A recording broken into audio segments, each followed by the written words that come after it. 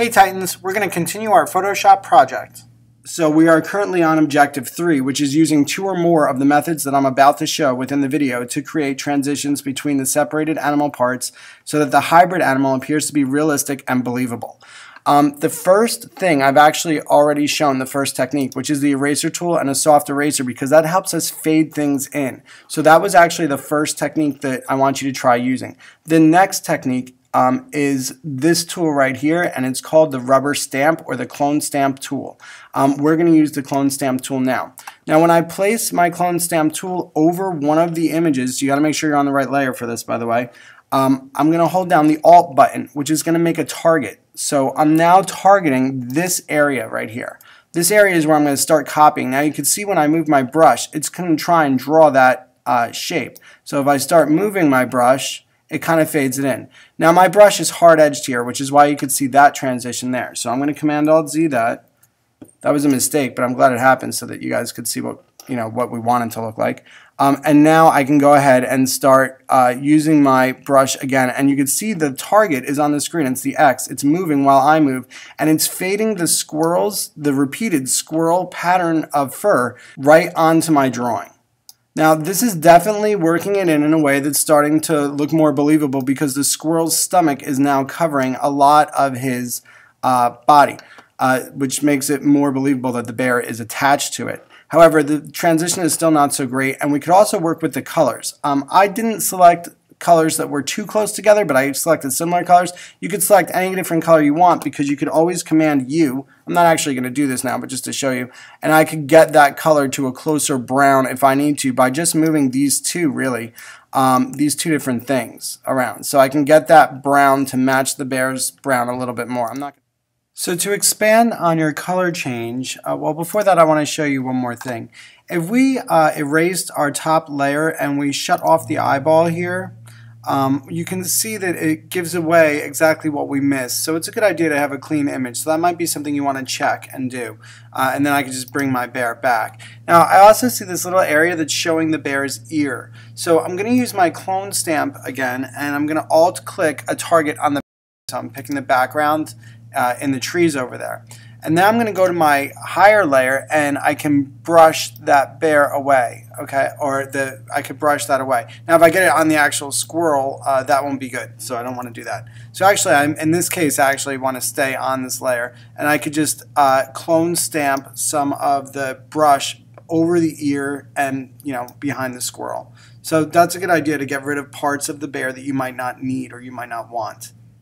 So here's what my bear now looks like after using the clone stamp. But you can see once I put the squirrel head back, everything's fine.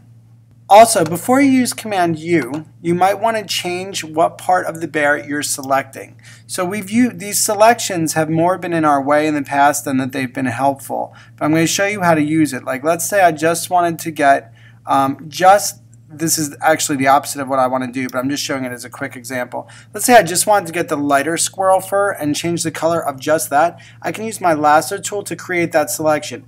So now if I Command U, well actually I have to be on the correct layer first. Let's go to the squirrel layer. I can Command U and it'll just change that fur color. Okay, obviously none of these colors are what I want. So opposingly, if I wanted to get the rest of the squirrel, I could go to Select, Inverse. Now I'm also going to go to Select, Modify, and Feather. And I'm going to feather it about 5 pixels. The reason for this is I don't want it to be too exact to my selection. I want it to be faded out. So now if I change my squirrel color, I'm going to try and make him like a little bit more reddish like the bear is. Let's see if I go in this direction a little bit more and maybe decrease my saturation a little bit. I might be able to get a brown that's fairly close to what the bear looks like.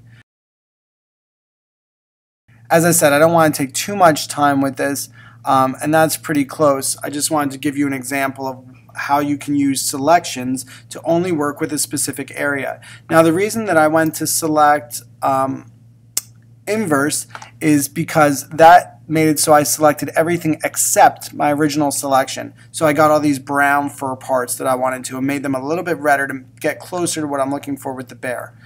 Alright. To get rid of this selection now, you could Command D. I just want to show you alternate ways to make a selection.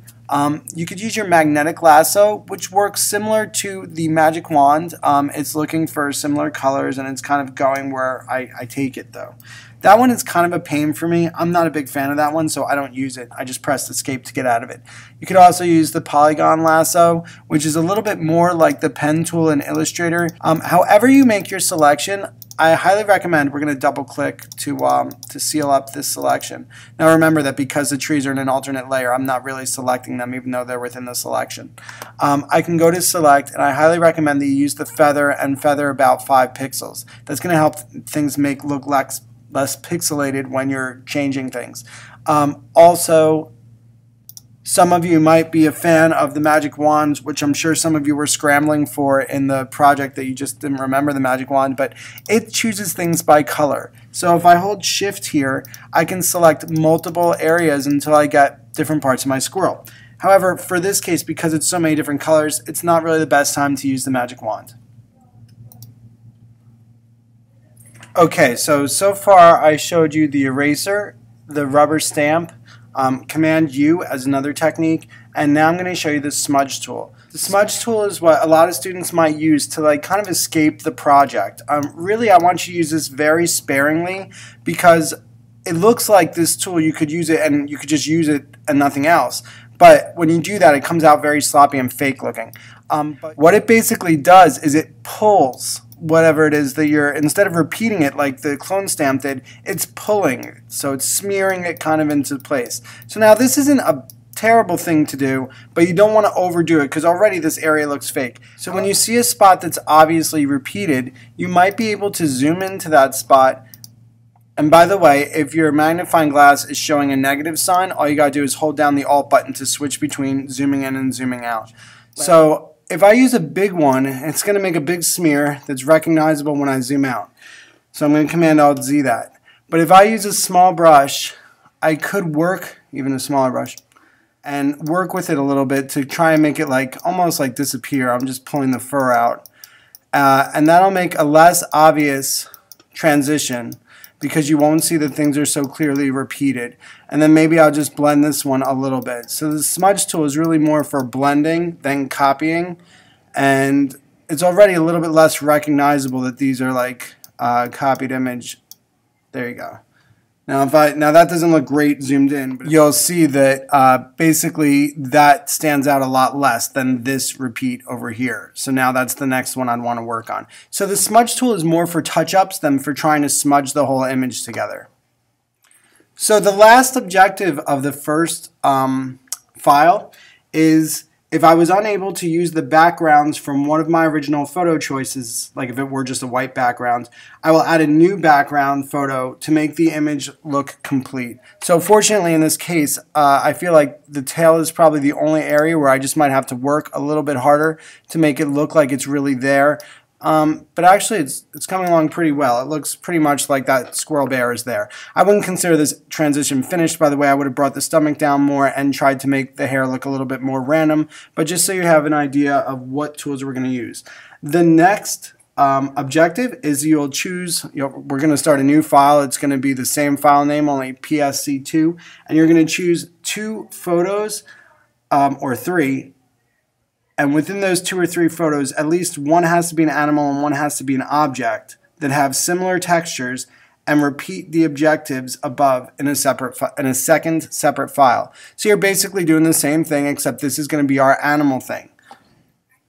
It's the same tools and techniques that you're using, so I'm not going to re-show it. However, I will put examples that I've completed in the Prezi when they're finished. The last one is again your thing, and you're going to be combining 2 objects of similar textures. Remember that you could change the colors and you don't want to just cover one with the other. You want to actually blend them together. Hopefully you're going to create some examples so the next time someone looks for this, they'll be able to find them. So this is a pretty good finalized example. I might still bring this down a little bit further because I feel like that helps make it real. I might also change the color to suit this brown a little bit more by adding red with Command U. But this is a pretty almost done good example for you to basically compare yours to, because that's the final objective, is you're going to assess your work, your 3 works, based on the checklist, which is later on in the Prezi, and also comparing 3 other works on Mr. Sears' Prezi website. Tighten up, Titans. This is your friendly neighborhood squirrel man signing off for today.